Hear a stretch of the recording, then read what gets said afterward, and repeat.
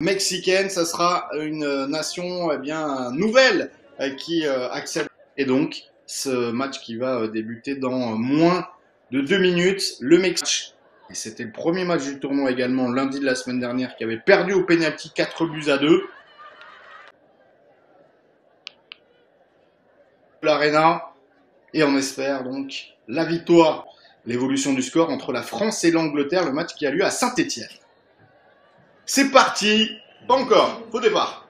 Faux départ. Le faux départ. Ça arrive.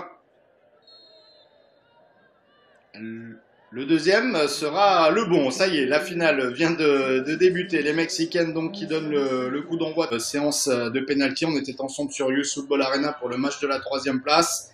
Et malheureusement pour les Marocaines, il y a une défaite 4-2 face aux Japonaises, les tenantes du titre, donc qui terminent 3e de cette Sud Ladies Cup 2024. Le ballon dans les pieds. Elle était titulaire face aux Marocaines, remplaçante face au Panama, c'était Ferrin Belhadj, la gardienne de l'OL.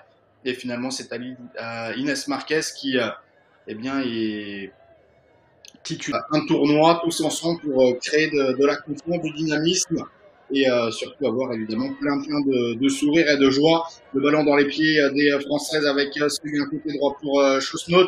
Chosnot, la Rémoise qui arrive dans la surface de réparation.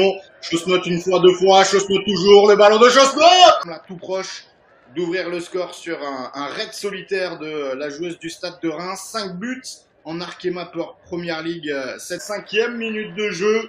Et les Bleus, qui BFM Marseille, sur BFM Var-Toulon, sur également Fermé en 2023, Sandrine Ringler.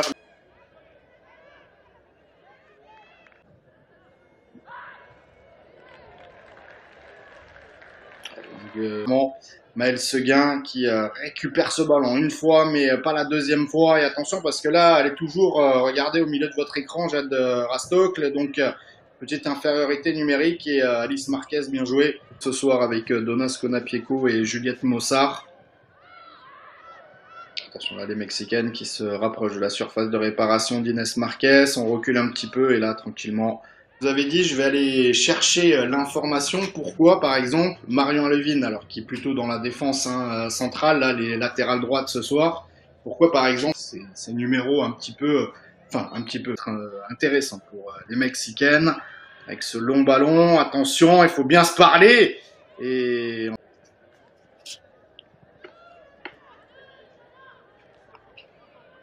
pas de faute, bien joué de la part de Sierra. Ouais, c'est finalement au Japon, mais s'il y a 0-0, ce serait une séance de tir au but. La bonne prise de balle, bien joué de la part d'Inès Marquez. Et il y a différentes catégories d'âge abattues. Les Italiens ont battu les Japonais 4-3 et les Ukrainiens U23 ont battu les Indonésiens U20 3-0. Là, le centre il est bon et la prise de bain. C'est la Côte d'Ivoire U23, donc il y a aussi des différences. Et donc l'équipe de France avec cette défaite 2-0 rentreront demain en train du côté de la capitale.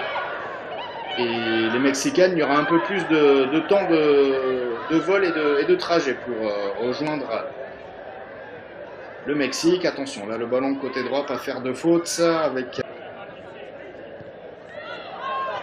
du pressing des Françaises qui peut être payant, et les Françaises qui avaient marqué quasiment un deuxième but comme ça face au Panama avec centre d'Alevin avec cette petite déviation. C'est pas terminé. Allez pour les Bleuettes avec Fontaine.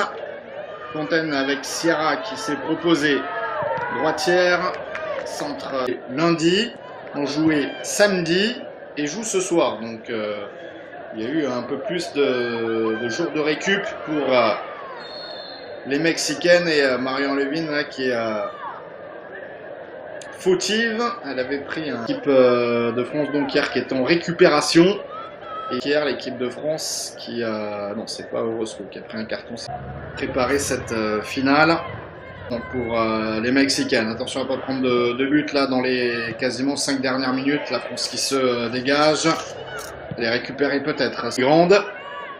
Et à la mi-temps, la mauvaise nouvelle du côté de Geoffroy Guichard et de Saint-Étienne, c'est que les Bleus sont menés 2-0 pour le match face à l'Angleterre. Le dégagement de Mendoza en 2 temps. C'est Melinda Mendy qui est titulaire. 17 ans et 5 mois pour la vraie attention. Intéressante avec Vargas et son pied gauche. Petit ballon dans la surface de réparation française. Le dégât 2-1 les Mexicaines. Avec des buts de Celina Oud-Houssine, la coéquipière, notamment d'Inès Marquez. Et il y avait eu également un but de Megan Holtzel, la joueuse de Strasbourg. Oh, la parade! Vous voyez qu'ils sont en train de reculer sur ce ballon en profondeur. Rastokl est un petit peu trop coéquipière Oud-Houssine qui avait marqué face aux Mexicaines il y a de cela 2 ans. Compétition. On espère évidemment que ce ne sera pas le cas ce soir. Deuxième poteau, ce corner. Et ça va. Le ballon joué par Mendoza. Ballon dans la surface de réparation française. Attention, cette tête! Oh, elle est juste. L'équipe mexicaine. Avec cette tête simple. C'est exactement le même nombre de participations pour les Mexicaines.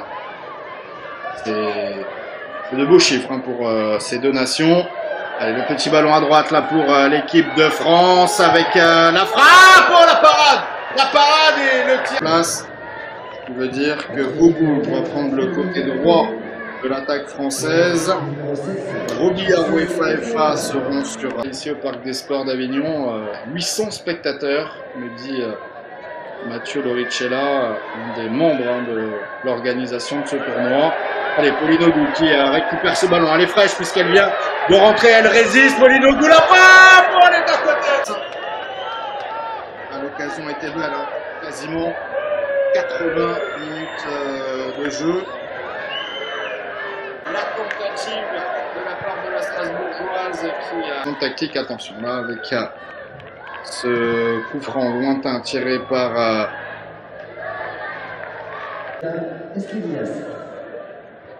Donc le dernier changement pour les Mexicaines.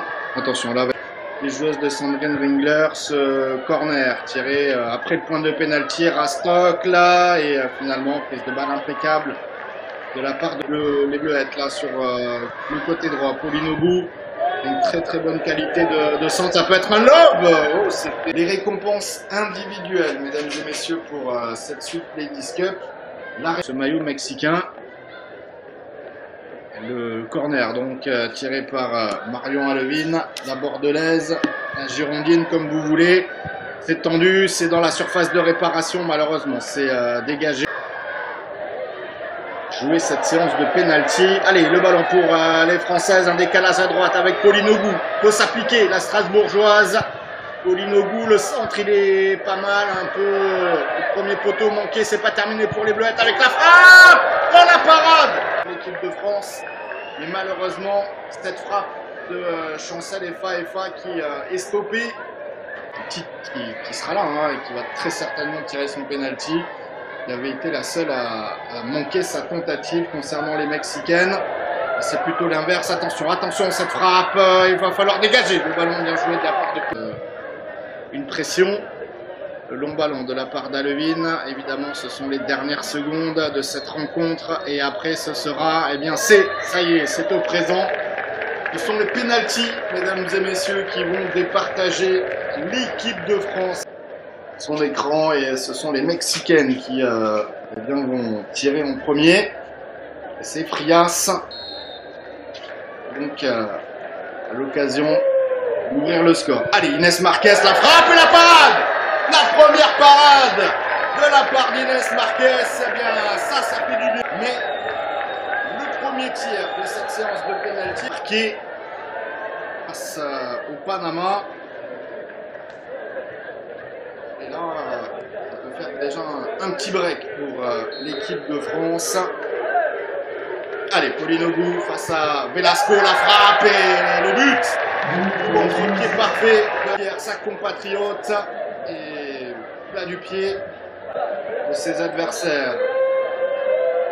Vargas face à Marquez, frappe et contre-pied parfait. Vargas, elle a bien croisé son pied Et c'est l'équipe de France à ce penalty. En plus, face au Panama ici même, allez, elle a l'occasion de permettre à la France de mener de 1. La frappe de Marquez, plat du pied parfait pour l'instant. Les joueuses de Sandrine Ringler. Penalty maintenant, ce serait topissime. Allez, la gardienne de l'équipe de France. Le coup d'élan pour la Mexicaine et frappe en force. Club normand. Allez, c'est une avant-centre, elle doit marquer. Elle doit marquer.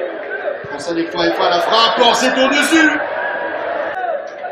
Itzel Velasco qui était partie de l'autre côté. Elle avait la lucidité, elle a voulu trop en mettre et le tir à venir pour Garcia, la numéro 9.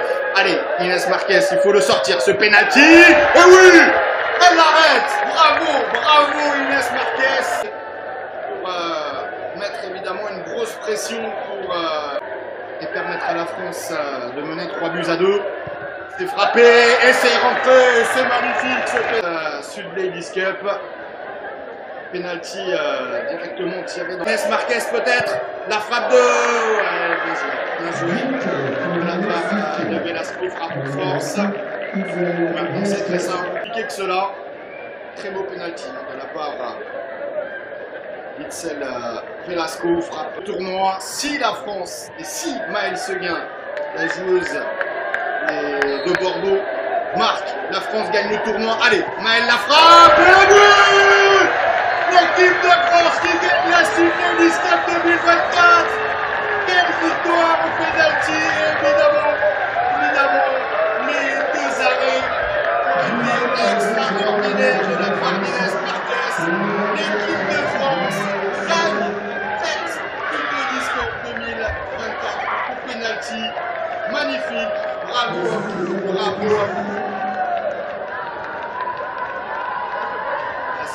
C'est magnifique, l'équipe de France, 5e édition, qui donc, comme en 2019, remporte cette séance de penalty. Il y avait eu 6-5 face à cette équipe du Mexique en 2019. Et bien, aujourd'hui, il y a 4-3. L'équipe de France inscrit son nom au palmarès de cette compétition. Ah, ça fait du bien. Ça fait du bien. Et donc, les joueuses de Sandrine Ringler